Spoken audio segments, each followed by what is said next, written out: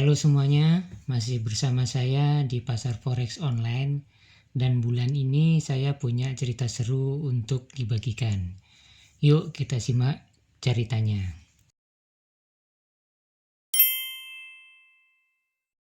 Di bulan Agustus ini, plan utama saya di awal bulan adalah sell Audi.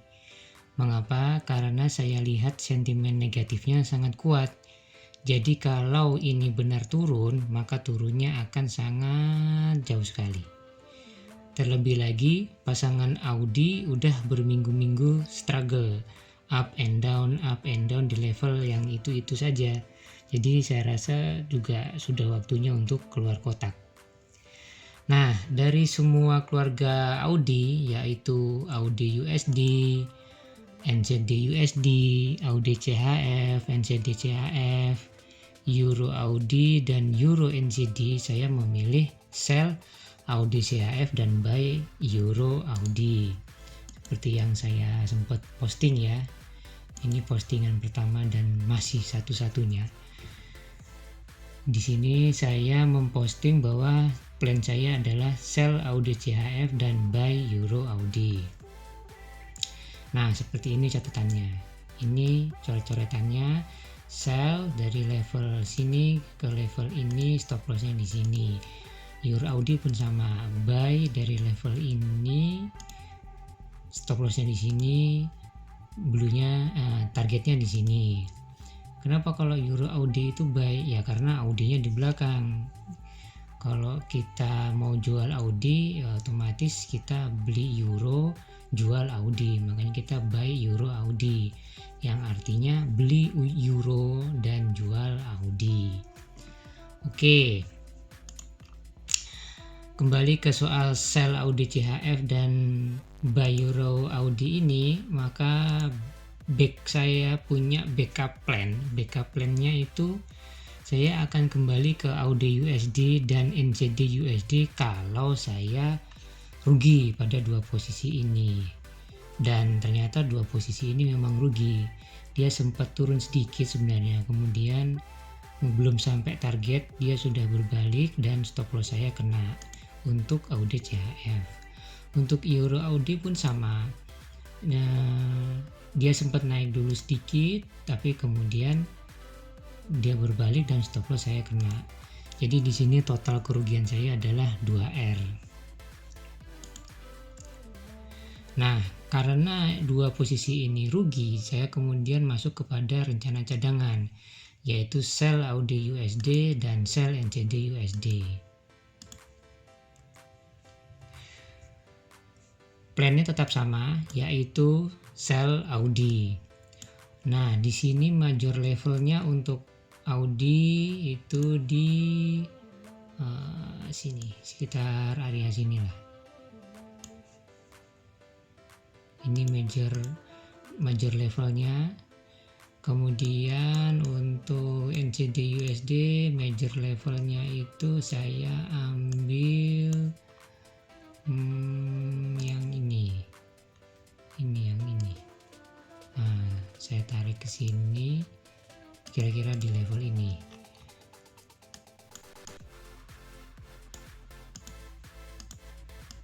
Nah, oke ya. Kemudian karena sentimennya sangat kuat, maka targetnya juga saya naikkan. Biasanya saya targetkan hanya 2R ya, tapi kali ini saya minimum 3R dan maksimum 5R. Sambil berjalan rencana saya adalah mengobservasi market. Kalau masih kuat saya akan paksakan ke 5R, tapi kalau sekiranya cukup saya akan hentikan di 3R profit. Jadi kalau semuanya hit target, maka profitnya minimal 6R. Rencananya sih begitu. Tapi sayangnya saya ketinggalan entry untuk Audi USD dan NZD USD. Dan sayangnya pula analisa ini ternyata perfect to the bone. Istilahnya begitulah. Audi USD anjlok seanjlok-anjloknya sampai di sini, sampai jauh di sini di level ini. Ini total perjalanannya kira-kira kalau misalnya kita ambil ya daerah sini lah, dari pucuk ke pucuk ya, ini dari pucuk ke pucuk lah ceritanya, itu sampai 3000 poin. Bayangin, rata-rata dia biasanya jalan cuma 500-600, ini dia jalan 3000 poin. Untuk NZD USD total perjalanannya itu dari sini misalnya dari pucuk ke pucuknya ya sekitar 2700 poin lah, 2700 poin. Nah, karena saya ketinggalan kereta ceritanya, ya mulailah psikologi saya terintimidasi lah, istilahnya begitu. Jadi saya kemudian yang saya lakukan, saya menempuh jalan sesat gitu istilahnya lah. Saya masuk di area-area minor, saya sell di area-area minor. Kalau nggak salah saya sell di sini sepertinya, sell di sini, kemudian stop lossnya di sini. Oh, sebentar, stop lossnya di sini, di mana itu kena, kemudian sell lagi di mana ya saya lupa. Di sini sepertinya saya sell lagi di sini, kemudian stop lossnya kemudian di sini, di mana itu kena juga. Dan NZD USD pun juga sama, saya masuk di level-level minor, saya mencoba jual di level-level minor, jual di sini, stop lossnya di sini kena, jual lagi di sini, stop lossnya di sini kena juga. Akhirnya saya banyak ruginya jatuhnya, karena area minor itu memang sebenarnya hanya untuk scale in saja, bukan untuk masuk dengan lot, bukan untuk trading utama, dimana masuk dengan lot ini ya, lot standar, lot size standar dari akun kita, tapi lotnya kecil-kecil, cuman untuk ya tambah-tambah inilah, tambah-tambah pendapatan lah istilahnya begitu. Nah, tapi saya kemarin saya masuknya di minor, lotnya penuh dan stop lossnya kena pula. Jadi akhirnya ya saya 2 minggu pertama di bulan ini saya babak belur dan modalnya turun jauh. Padahal kemarin kan kalau Anda lihat di video-video sebelumnya, saya sudah mendekati 900, kemudian hampir sedikit lagi berarti bisa 1000. Tapi ya begitulah perjalanan trading saya minggu ini. Tetapi alhamdulillahnya seminggu terakhir ini saya mulai bisa keluar dari jalan sesat. Saya bisa kembali ke jalan yang benar. Modal saya turun sampai ke 532,61 dolar, tapi kemudian bisa merangkak naik. Terakhir sebelum tutup pasar saya membukukan angka 659,15 dolar. Ya, kurang lebih 50 dolar untuk modal utama ya. Modal awal. Modal awal saya kan 700 sekian dolar lah. Dan saya nggak injek ya. Saya tidak injek dana $1 pun. Di sini bisa kelihatan, bukan sini. Nah, di sini bisa kelihatan saya nggak deposit apa-apa lagi di sini. Saya nggak injek dana. Jadi masih tetap dana $707,45 yang saya gunakan. Saya bertahan dengan itu. Nah, coba deh kita hitung. Kalau misalnya saya nggak ketinggalan kereta, ini total misalnya, sebentar cari entry-nya dulu. Entry ini saya hapus biar enak.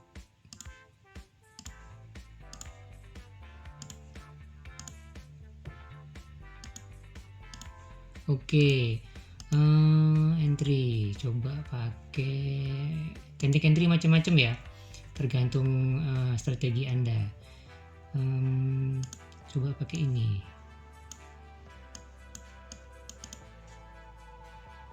Ini ada nih, ini entry dengan divergent saya bisa entry tepat di sini, tepat di pucuk. Misalnya saya lebihin sedikit pakai yang ini, berarti kira-kira di sinilah stop lossnya, ambillah di 200 atau 250 lah, taruhlah di 250 ya, 250. Kemudian saya targetkan kalau entry-nya di sini, saya tandain ini kira-kira lah ya, kira-kira di sinilah entry-nya di sini. Saya masuk di hijau itu 250 ya tadi ya, berarti sampai ke ujung itu sekitar 2900 lah, 2900 dibagi 250, 11R total. Tapi saya mungkin hanya akan tutup di 5R saja,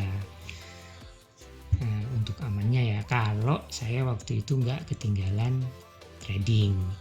Untuk 5R itu saya hanya butuh 1250 poin saja, jadi saya tutup sekitar di 1250 di sinilah kira-kira lah. Ini saya sudah dapat 5R untuk AUD USD, 5R profit. Oke, untuk NCD USD entry-nya coba sebentar pakai divergent dapat nggak? Nggak ada convergent yang ada, tapi saya jarang kalau pakai convergent itu. Convergent coba di 15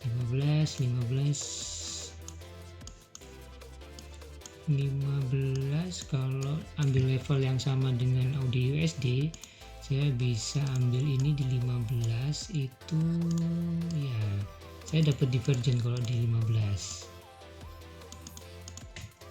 dengan multi pair analisis ini bisa. Jadi saya ambil di sini kira-kira lah, ambil di ini sudah dapat, turun divergentnya di sini.